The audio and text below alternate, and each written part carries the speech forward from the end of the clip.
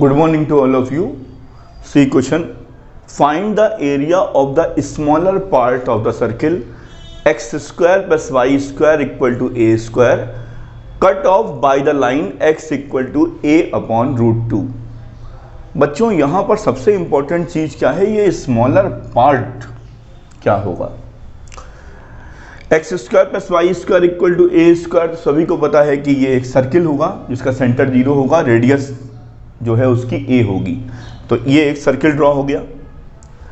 अब एक लाइन है जो इस सर्किल को कट कर रही है x equal to a by root 2 की, और आपको बताना है कि जो स्मॉलर पार्ट है उसका एरिया आपको निकालना है। अब प्रॉब्लम ये आएगी कि अब क्वेश्चन दिमाग में ये आपके आएगा कि sir x equal to a by root 2 की लाइन किस तरीके से होगी कि कौन सा पार्ट छोटा होगा कौन सा पार्ट बड़ा होगा। तो इसके लिए मैं आपको एक ट्रिक बताता हूं। ये पूरी डिस्टेंस क्या है 1, और ये पूरी डिस्टेंस क्या है 1 बाई रूट 2, ये समझ लीजिए 1 बाई रूट 2 है। तो आप क्या काम करिए, पहले 1 बाई रूट 2 की वैल्यू निकाल लीजिए। 1 बाई रूट 2 की वैल्यू क्या होगी, जब आप इसको सॉल्व करेंगे तो लगभग 0.70 के आसपास आएगी। अब आपको पता है ये पूरी डिस्टेंस है 1 या a, और ये पूरी डिस्टेंस है 0.70 a, तो यानी मैक्सिमम हिस्सा उस तरफ होगा, यानी कि छोटा पार्ट उस तरफ होगा, बड़ा पार्ट इस तरफ होगा। ये आपका मेजर पार्ट होगा और ये आपका माइनर पार्ट होगा। यानी अब हमें ये पता लग गया कि हमें इस वाले हिस्से का एरिया निकालना है, यानी कि जो लिमिट लगेगी वो a by root 2 to a होगी, ना कि 0 टू a बाई रूट 2 होगी। हमारी लिमिट a बाई रूट 2 से a की तरफ जाएगी। जो इसमें स्ट्रिप लगेगी वो ऐसे लगेगी, y dx के फॉर्म में लगेगी। अब मैं आराम से इसका एरिया निकाल सकता हूं। अब अगर मैं इतने का एरिया निकाल लूं और 2 से मल्टीप्लाई कर दूं तो मेरा ये पूरा आ जाएगा एरिया। तो a equal to twice of integration a by root 2 comma a। अब यहां से y dx का आप निकाल लीजिए, under root a square minus x square dx। 2 से मल्टीप्लाई इसलिए कर दिया ताकि ये पूरा एरिया कंप्लीट आ जाएगा हमारा स्मॉलर पार्ट का। तो a इक्वल टू 2, अब इसका फॉर्मूला हमको पता है x by 2 under root a square minus x square plus a square by 2 sine inverse x by a। अब मैं इसमें लिमिट पुट करता हूं a बाई रूट 2 से a। पहले मैं अपर लिमिट रखूंगा,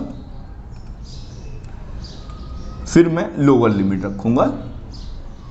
पहले a रखा 0 हो गया, यहां रखा पाई बाई 2 आया, a square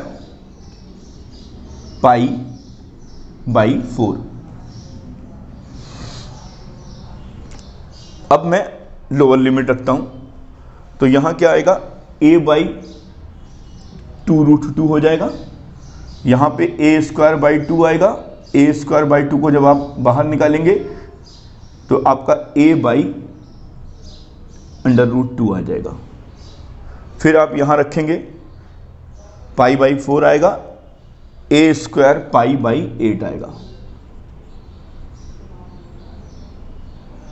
a square pi by 8। अब इसको ओपन कर लीजिए, twice of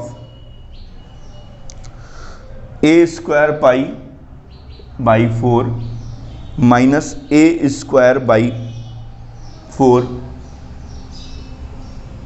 minus a square pi by 8। जब आप इसको इसमें से इसको माइनस करेंगे, इसमें से जब आप इसको माइनस करेंगे तो आपका आएगा a square pi by 8 minus a square by 4।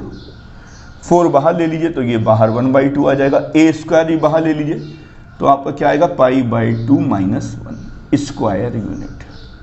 ये आपका आंसर हो जाएगा, नोट कर लीजिए इसको। See next question, find the area bounded by the curve x square equal to 4y and the line x equal to 4y minus 2। सबसे पहले हम लोग इसका फिगर बनाते हैं। X square equal to 4y का फिगर इस टाइप से बन जाएगा। अब हम लोग क्या करते हैं बच्चों, ये एक पैराबोला है, ये एक स्ट्रेट लाइन है। इन दोनों को सॉल्व करके इंटरसेक्टिंग पॉइंट निकाल लेते हैं ताकि ये पता लग जाए कि हमारी लाइन कहाँ से पास हो रही है। तो मैं पुट कर देता हूँ 4y माइनस 2 स्क्वायर, इन दोनों को मैं सॉल्व कर ले रहा हूँ, सॉल्विंग 1 एंड 2।